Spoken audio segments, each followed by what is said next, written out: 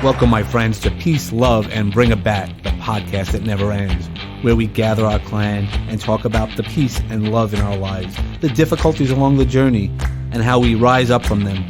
We will experience a little thing I call Kluberty together, and by the end of the show, we're going to find our sweet spot. I'm Uncle Dave, and our transformation starts right here.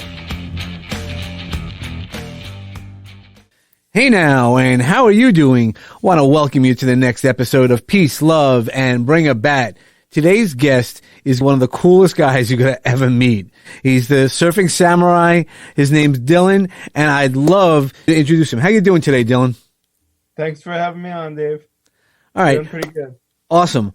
Well, let's also just say, straight off the bat, not only does he surf, but he grew up with cerebral palsy. So I want everybody just to pause for a second on that, because I don't know if you're familiar how difficult it is, and we'll hear from Dylan exactly how difficult things have been and how he got to do surfing, and surfing on a very high level also. Let's be really honest. It's not just getting on a surfboard. So Dylan, why don't you tell us a little bit about your story, if you don't mind?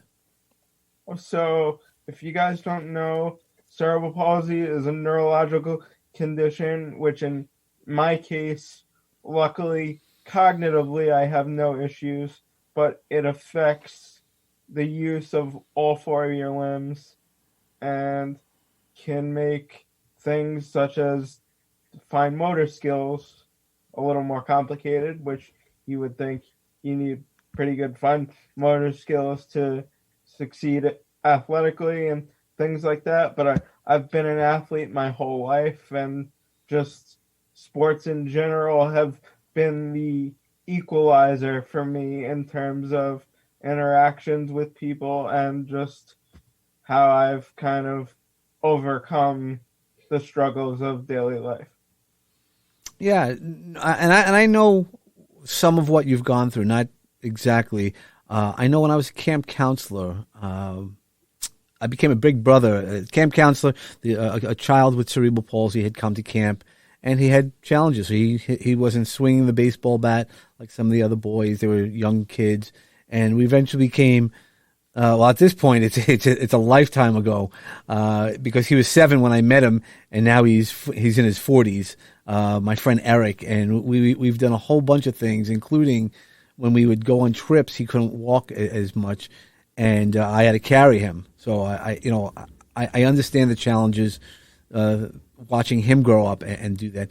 How did you start, as you said, you're an athlete, how did you start coming through with fighting your challenges? So for me, I always gravitated towards sports, and I have an older brother who's able-bodied, and my parents are also athletes. So I kind of always gravitated towards sports. And I was never told, we don't think you could do this or that. It was always, if there's something that you want to do, we're going to figure out how to do it, even if we have to go about it a roundabout way. So I didn't really realize that I was that much different from everybody else. This may sound crazy until like after high school. Sure, because as the controlled environment of education had you Right. that way. But you always, it sounds like you and your parents, your family, very supportive family, always looked at not the challenge you were facing, but how to overcome or to work with the challenges that you had experienced to overcome them. Exactly. And that's kind of how you have to approach things to also stay positive about things, because there's days where I wake up and certain things aren't as easy as the day before. Just I may have slept the wrong way, and then my body reacts differently, and you just have to fight through it and realize how lucky you are to just have another day on Earth. Yeah, we should all be grateful of what we have, and every day above ground is a good day. And what made you think of surfing? So you're the surfing samurai. How'd that nickname come up? I was always more comfortable in water, because you're more in control of your body, and like there's no fighting gravity or anything in water. So I was able to control my limbs better, and I could actually swim and stuff before I could sit up myself when I was a younger kid. And surfing came up as a result of, it was always something that I wanted to do. I was just always busy with other sports, and we weren't sure how to go about it. And then one day, about 11 years ago now, my mom was searching on the internet for adaptive surfing, and the dates just happened to line up where I had some free time that didn't interfere with anything. And I can honestly tell you, from that day forward, my entire life changed, because you completely forget about everything else that you deal with when you're out in the water. Like, there's the power of the ocean. There's nothing else like it that gives you that sensation, and that it's like an out of body experience, I try to tell people. So it's special. Yeah, well, I don't know how it is to surf. I've tried it a couple of times and failed miserably. But Definitely not easy. no, it's not. It really is moving, knowing your body, the environment, and working with it together. And luckily, through that first time surfing and lots of other interactions that happened, I ended up becoming close friends with Cliff and Will Scudin, that are the co-founders of Surferall, and they're pro big wave surfers from New York State. So having that coaching from elite athletes that normally people aren't lucky enough to come across a support system like that, that helped like elevate my in the water skills, and just mentally give you the confidence of, okay, I can do this. Yeah, finding the right mentors and coaches is always the most important part, and you never know where any of that's going to lead. That chance story where you and your mom found out that you had a little time to try this has led you to worldwide fame in some ways.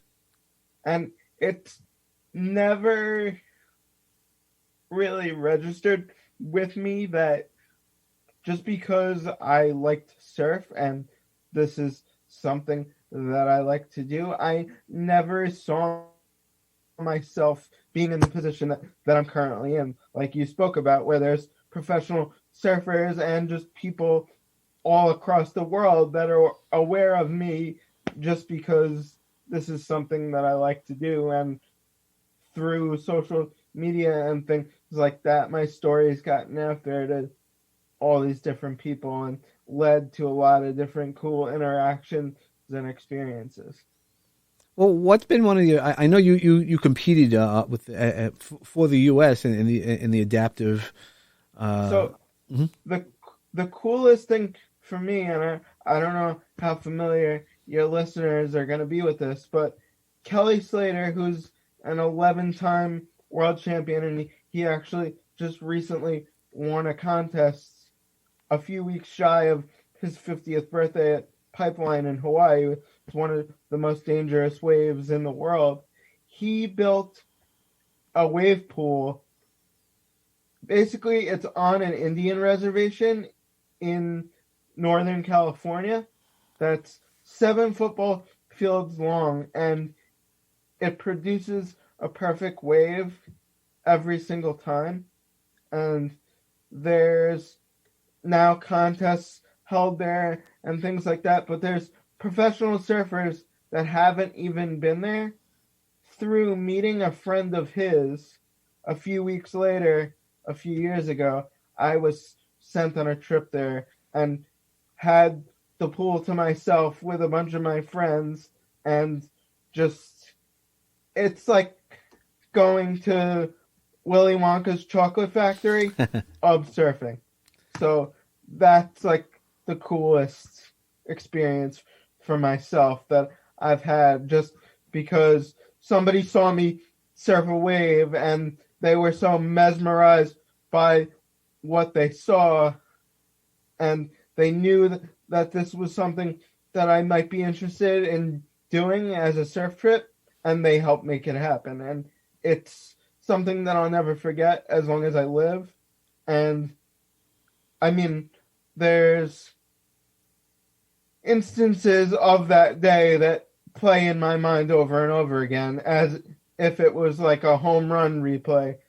The same type of like exhilaration and feeling just from talking about that day. You could see how excited I am and how meaningful it was to have that experience.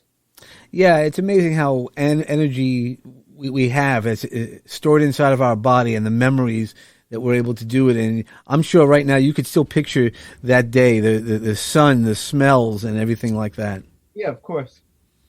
Well, but also, I guess making the right connections. Again, we'll go back to making the right connections. And one of the great connections that you make, I know you do a bunch of charity work. So it's not like you just sit home. I know, it's difficult, but you work with charities. You work with We the 15. Could you explain that a little bit? So the We the 15 campaign was something that I work with over the summer. It was Facebook Watch partnered with the International Paralympic Committee, and they produced 4 short films about adaptive athletes across the world. And the person that happened to get the contract for the U.S. film just happens to be a professional surfer from Montauk, Mikey DeTemple, who I know. And basically, as soon as he got the contract, he said, I know who I need to do this on, and I got to be a representative of the United States. That's so, like, things like that are things that I never thought I would be in the position to say, like, oh yeah, by the way, I represented my country, even though it's only on a short film of 3 minutes long. I'm the only person in the world through this campaign that could say, like, I represented the United States. Yeah, that's awesome. I mean, and it's not just, give yourself credit in that, I know we always minimum that it's just incredible. And then you're working with people to try to, end discrimination with people with disabilities, because there's a lot of stigma related to that. The whole goal of that campaign was obviously We the 15% of the world has a physical disability, and it was to showcase what adaptive athletes are capable of ahead of, at that point, it was the Summer Paralympic Games. They launched these films right before the opening ceremonies. So, like, that was cool to be a part of, too, because for adaptive sports, the Paralympics are the pinnacle. And although I wasn't there competing in these games, surfing isn't included yet. Hopefully in 2028, it's on track to be. That was, if you can't dream to play in any of the professional sports leagues as an able-bodied person, like, the Paralympics are right on that level, just so that everyone listening understands. Like, this is the absolute pinnacle of adaptive athletics. So anything associated with that is incredible to be a part of. Yeah, no, it's an incredible achievement to be part of the Olympics, and the Paralympics is the same thing as the Olympics. It's maybe not all the same events, but as you said, so when do have they made that decision that surfing might be part of, I guess, the Summer Olympics? Right now it's on track for 2028, and like you said, I had competed prior to COVID in the U.S. Adaptive World Championships, and I made it to the semifinals. So the goal is to one day qualify to be on the U.S. Adaptive Surfing team, and represent the country in the Paralympics. And I wouldn't be able to do that without the support system that I have, and just I can't even fully put into words how much surfing and all these different things has helped my outlook.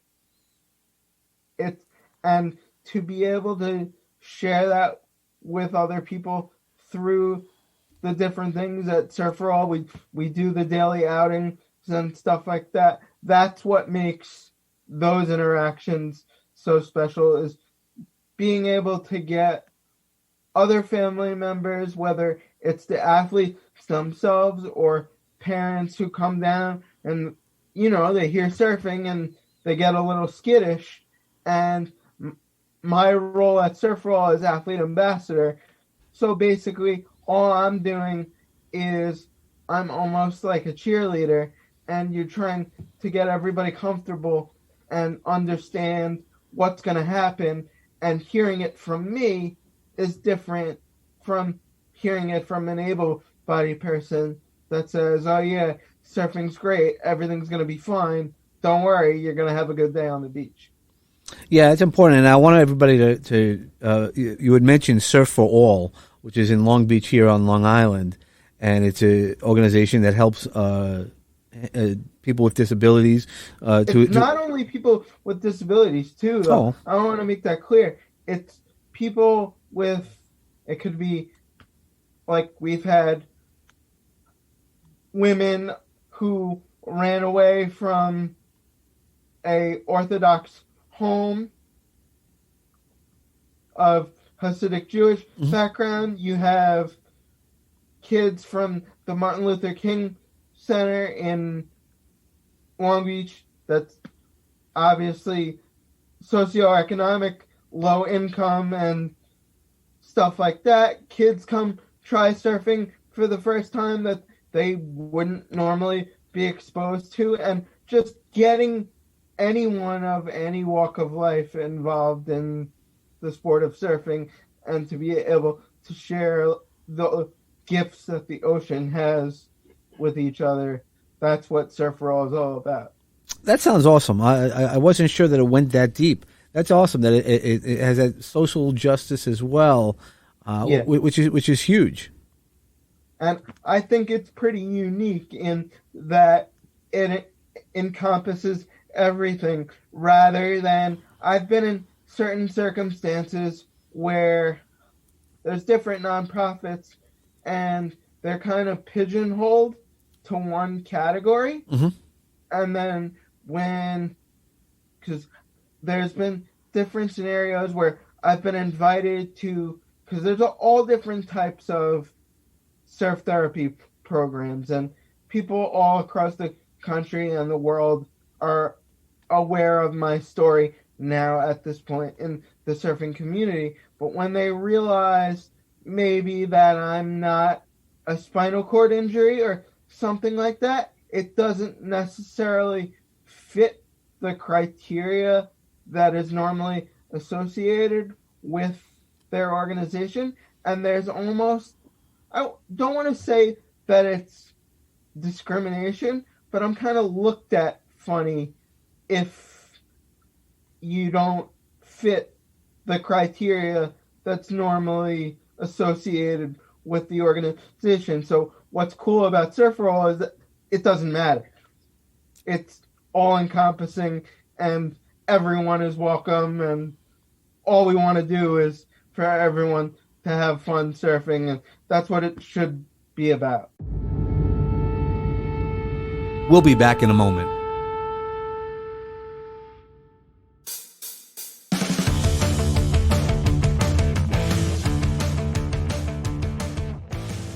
This is John. And Mark Cronin from John's Crazy Socks. And we're interrupting to say we hope you're enjoying this episode, but please make sure to check out our show, the Spreading Happiness Podcast, another great show produced by Launchpad 516 Studios. New episodes are available every week on all your favorite podcast platforms. Join us on our new podcast as we continue our mission, spreading happiness. Thank you, folks. You're listening to Peace, Love, and Bring It Back with me, Uncle Dave Shemetsky. Now, is Surf for All a 501c3? Yep. All right, well, then you and I have to talk about it afterwards, because one of the things that I'm passionate about, as you might know from Dr. Lee, is I'm passionate about charities, and I'm working on this organization called Goons for Good. That's why I called you a Goon for Good. It's a bunch of people. We know each other, right? We know how to make those connections, and Yep. look at all the connections you've made. So this is definitely an organization I'm going to. I don't even know if you know what my connection with Dr. Lee is.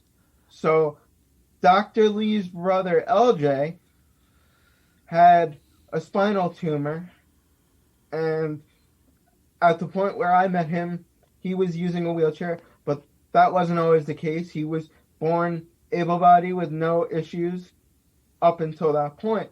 I played sled hockey, which is adaptive ice hockey, with her brother LJ, who's significantly older than myself, but it was someone that I could look up to in a similar situation as myself, whereas I couldn't really picture myself with the athletes that I watched on TV and the people that I always played sports with. For the most part, there's no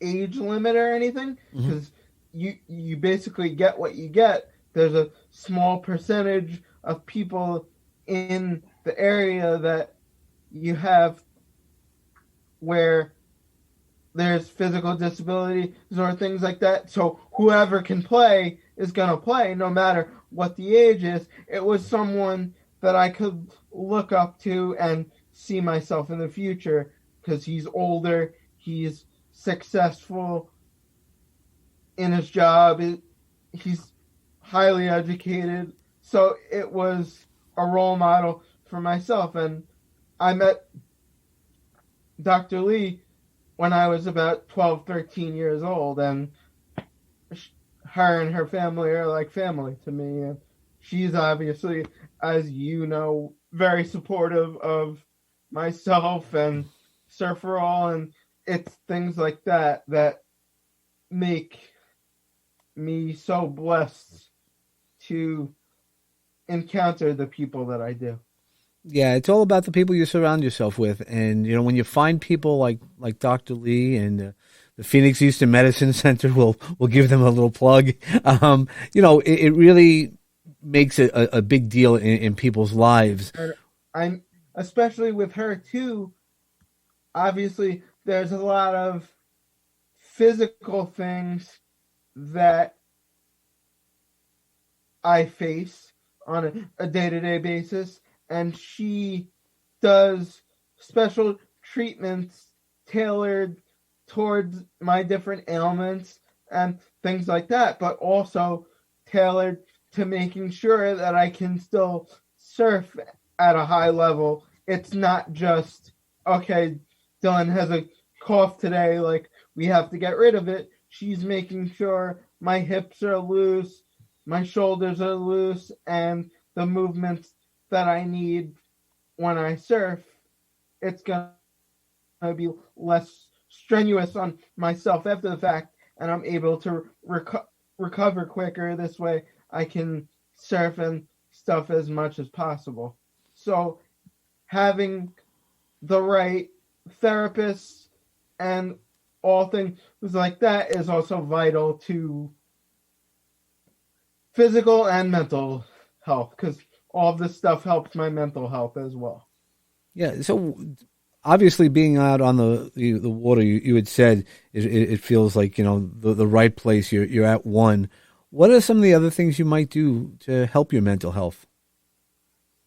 For me, I like to write a lot, so that's always been a way for me to express myself, whether it's to myself or sometimes I'm pretty private with a lot of things. So I do have almost like a journal on my computer where I store certain thoughts, but there's been certain times where certain things have happened in my life and I've felt the need to express them on social media and things like that. That's usually not my way of going about things, but I've done it at certain points just because I know there's, not to say that I have a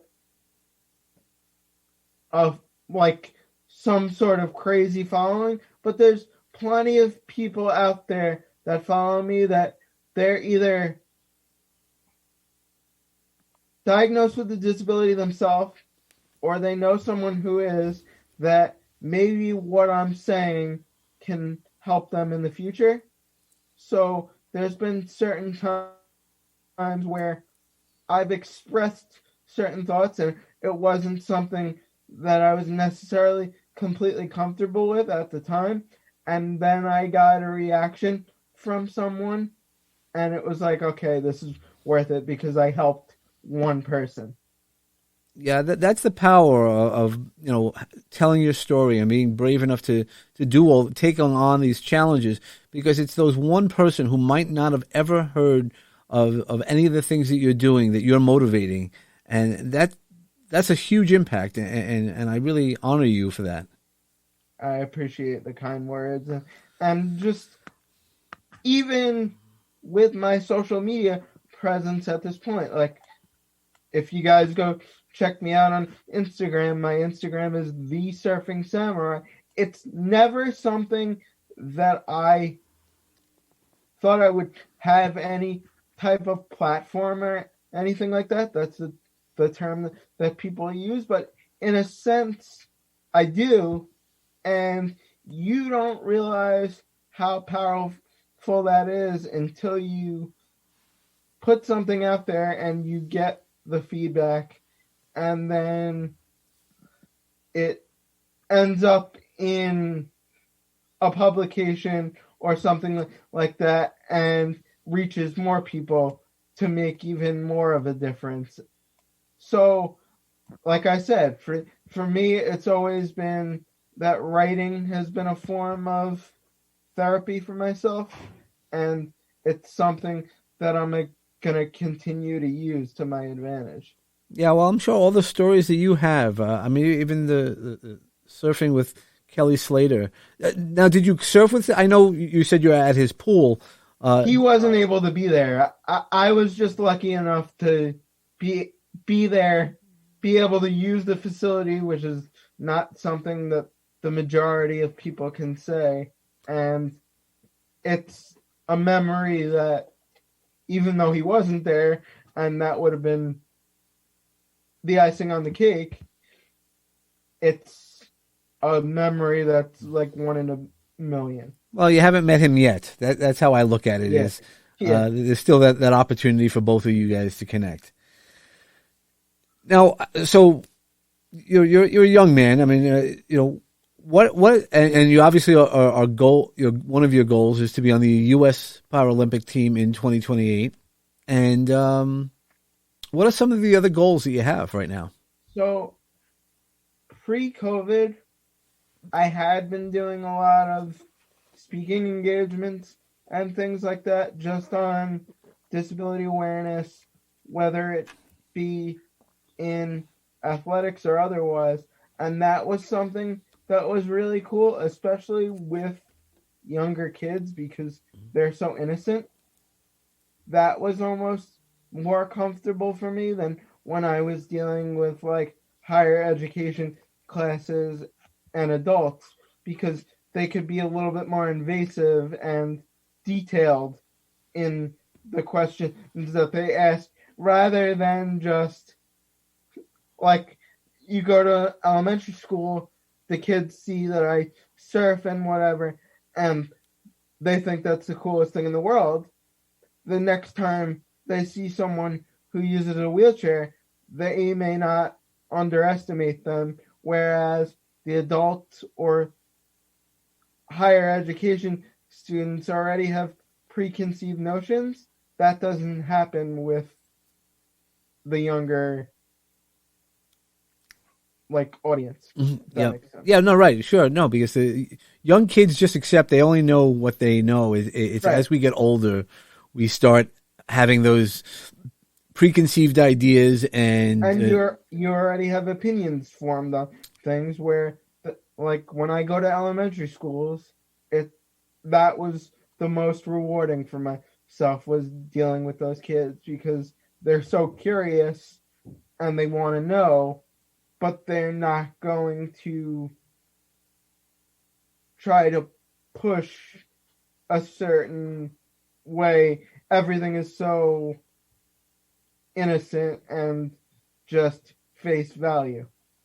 right, yeah, kids just accept another kid because they understand that love, that energy, that positive energy. Right. Yep. So how did the surfing samurai? So what does samurai mean for you? So when I'm surfing, my hair is for you guys that obviously can't see, I have pretty long hair, so it's tied up in a bun, much like what would resemble a samurai bun. But the reason that samurai came about is I don't really have any fear in the water, because I'm more comfortable there than anybody else. So from just the way that my hair is in the water and the way that my mindset is, it just kind of stuck. And there's plenty of people that know me that have no idea what my real name is. They only know the Surfing Samurai, and it's almost like Clark Kent and Superman, Dylan Hronec and the Surfing Samurai. That's kind of the alter ego of myself. And that's cool too, because it's almost like you're like a mystical character, and obviously you hear Surfing Samurai and you're not going to forget it either. So it sticks in people's minds too. Yeah, no, that is correctly, and that's a crazy design that you have. And for those who don't know, Dylan's coming out with a T-shirt line. It's actually in the process of being out, so check that out, because it's a sick looking screaming samurai, and all proceeds go to Dylan and to support him and his all the organizations that he does. So please just support Dylan as much as you can. And like I told you previously, the person who actually came up with that logo is Dr. Lee's brother LJ. So that's another cool thing for me, is I have all these different friends that support me in different ways, and it's cool that my logo was made by someone that I'm very close with, and he knows how meaningful it is. And obviously there was some meaning for him, because I basically said to him, I said, LJ, I need to come up with a logo. Whatever you got sounds good to me. And obviously you see, Dave, how cool it came out. That's some of the coolest artwork I've ever seen, and it's special that how it came about is just having a friend do it, and not a random artist or something that has no background with myself. As much as art on face value can be cool, there's meaning and love behind it also. Yeah, it is an amazing logo, and the fact that you tell a story of your friend, and as you explained it, it was kind of like a hero to you, a mentor, maybe not hero, Yep. but the friendship that you and him, that he built, has extended your family to what it was. Right. And you see that logo too, and even if you don't know what the Surfing Samurai is, you're probably going to think it's a pretty cool shirt or hat, whatever it's designed on, and you may pick it up and look at it, and then all you have to do is a quick Google search to find out what it's about, and then you do a little bit of research, and other people might find it even cooler. So, like I said, all of these things are unexpected to this point, and it's been a really cool journey for myself because I never know what to expect next. And I'm just hoping that I'm able to make a difference in a lot of people's lives while sharing my story and just doing what I love. And I think that's what most people strive to do, and they're not always able to. But I'm hoping that all of those things come to fruition and just things keep going onward and upwards. Well, that's it. Hard work makes the dream work, and really, and you're doing it. I know there's lots of challenges that you're facing, but there's so much amazing. And think about all the people that you are. Now, as we're coming out of COVID, do you see your speaking opportunities having more opportunities? I'm sure in the middle of COVID, you needed to protect yourself a lot more than others. I hope so. The thing with speaking that I find difficult is you kind of always have to have an in. Yeah. And I don't always know how to approach those conversations, or even when it comes to compensation and things like that. I'm very shy and uneasy about things like that, and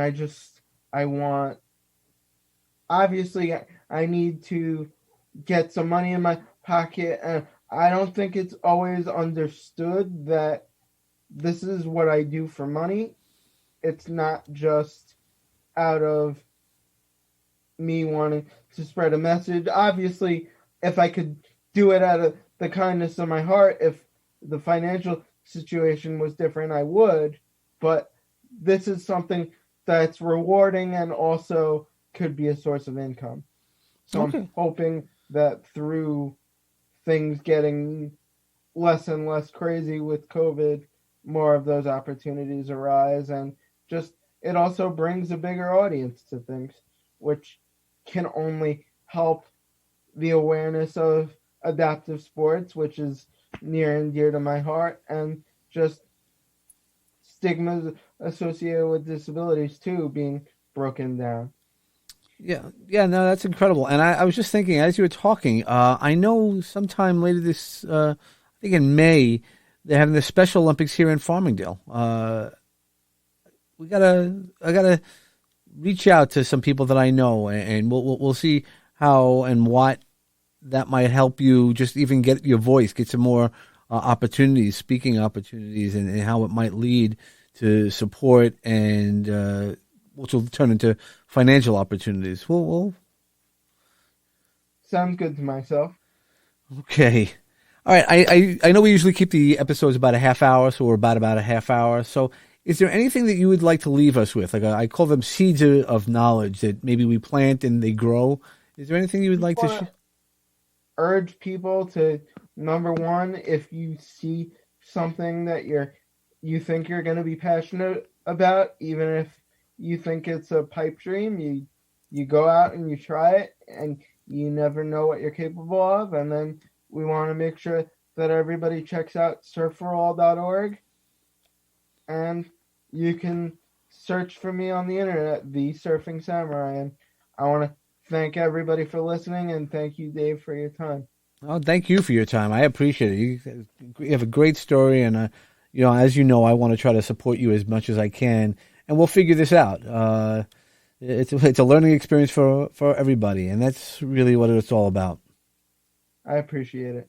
All right, and for everybody else, we always want to wish you peace and love no matter what you do. And when you need to take a swing of the bat, make sure it's finding your sweet spot in a way that's nonviolent, and I hope you hit a home run. I'm really glad that you're enjoying our show. Peace, Love, and Bring a Bat is brought to you by Launchpad 516 Studios. Executive produced by David Chemetsky and George Andriopoulos. Music selections by James Grant, Zach Nelson, and James Gaither, and licensed through Storyblocks. Sound effects and sponsorship music licensed through Epidemic Sound. Peace, Love, and Bring a Bat is hosted with Podbean. Subscribe to our show wherever podcasts are available.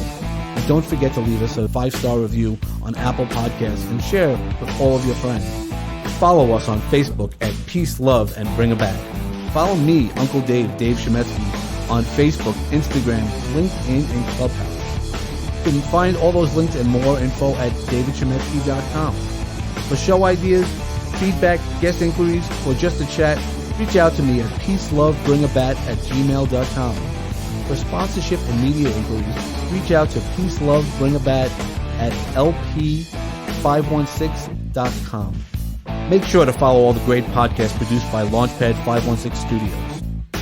Today's journey has come to a close, my friends. I hope the seeds of peace and love continue to grow for each one of you.